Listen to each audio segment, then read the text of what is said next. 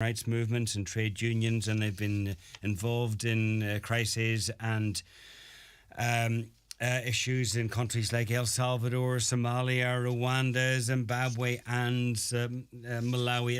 It's a long list. So to tell us more about this year's appeal, I'm actually joined by Letterkenny woman, Catherine Devine, who joins us on Zoom now. Catherine, good afternoon to you. Good afternoon, John. Thanks for having me on today.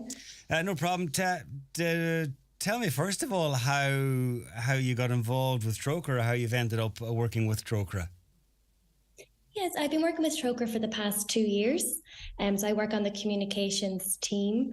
My background would be in journalism. I used to work for the Letterkenny Post as well back in the day, and then moved on to the Irish Independent. And then in the last couple of years, I've really moved into the international development space. So Trócaire is a fantastic organisation to be working for, and it's a very exciting year as we celebrate our 50th anniversary. So you touched on that, all the countries we've worked on over the past 50 years. And this Lent now we're focusing on Somalia. So it's a great time to be working for the company indeed. So tell us about the situation in Somalia and why it's reached a crisis again. Yeah, so in Somalia, unfortunately, the rains have failed again. So the people there, they've just faced their 5th drought in a row, which is very hard to imagine. And more than 8 million people, which is half the entire population in Somalia, are currently in dire need of assistance. So the Trócaire box this year, it tells the story of the family, the Mahat family. So we have Mother Mbayo and her husband Mahat and their 9 children.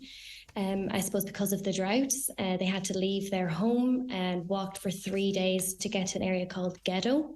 And they're now one of the thousands of families who are trying to rebuild their lives in the camps for internally displaced people. So they feature on the Trócaire box. Trócaire has been in the Ghetto region for over 30 years. We run a lot of health services, a lot of malnutrition programs for children.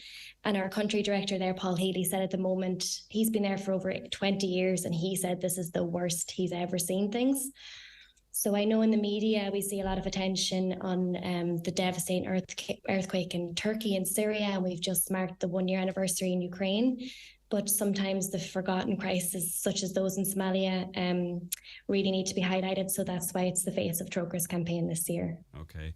So in a way, you have to fight your corner, and you have to make sure that the profile of, in this case, Somalia, is not forgotten about. And then you tap in, you've got, I presume, partners in countries that you work in and where you're on the ground. Yeah, absolutely. We work through a lot of partners in all of the countries we work in, across the 24 countries. In Somalia, Trócaire works with the likes of ECHO and Irish Aid. They'd be great funders of ours. But Trócaire itself runs most of the hospital services in Ghetto. And it's very nice that we've been there for so long that the people within the communities refer to Trócaire as the mother of Ghetto, because Trócaire has really stayed in the area despite the numerous conflicts, the numerous droughts. Trócaire has really remained presence there. But indeed, we do work with lots of partners within the area as well.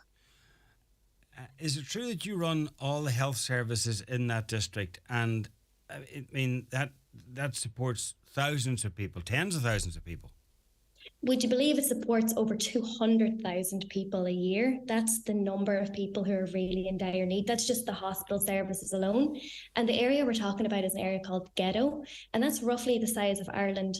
So, it's kind of hard to relate it back that you kind of have one organisation that's there support 200,000 people, roughly the size of Ireland. So it's very stark numbers. The people there are just, I can't stress how much the need is really there in that area.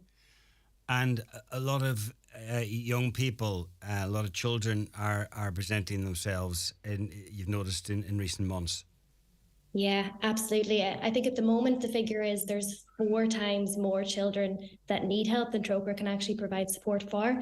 That's how large it is. And even the family that we have on the Trócaire box this year, they've just had their 9th child. And there was 2 twins who were 2 years old who, when they got to the camp in Ghetto, they were in dire need of nutrition. So they were straight into the Trócaire camp. But the family actually lost a 2-year-old a couple of years ago due to malnutrition. So it's just the children there. it's kind of hard to fathom the need and what these families have really been through. And just using that family as an example, they wouldn't have left their land if their crops hadn't failed, and they're faced with a situation that they either left or starved.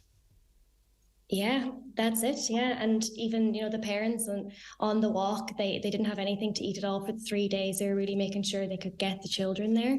But they had other livelihoods, their animals, they were all wiped out because of the drought. Yeah. They feel they didn't have another choice but to leave their homes. Tell me the story of Josiane. I think that's how her name is pronounced, because 18 years ago she featured on the Lenten appeal on the Trócaire box.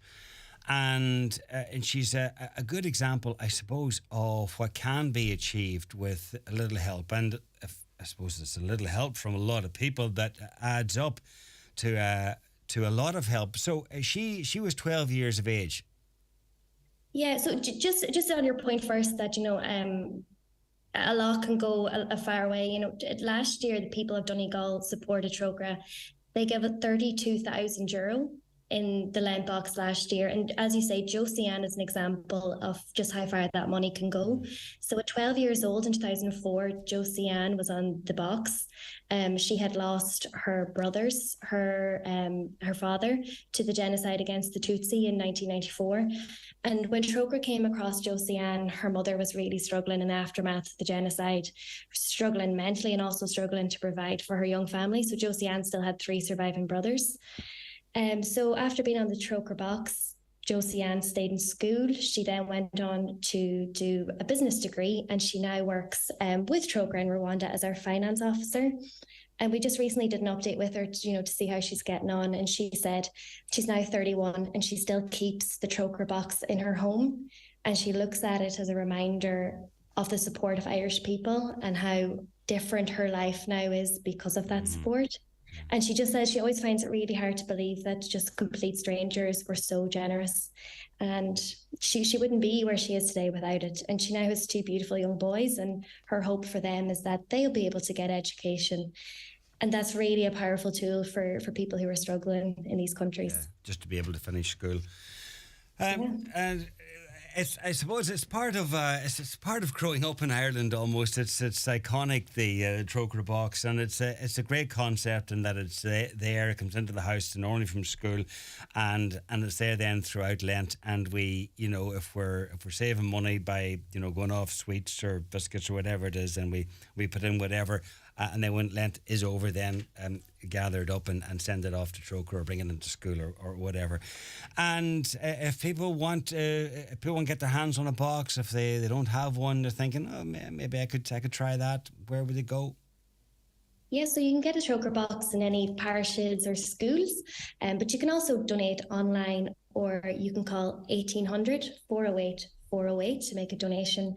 And even with the Trócaire boxes, I know people say that we don't have change anymore, but this year there is a QR code actually on the box. So it's very easy to just click to donate or visit our website, or again, you can call the number 1800 408 408.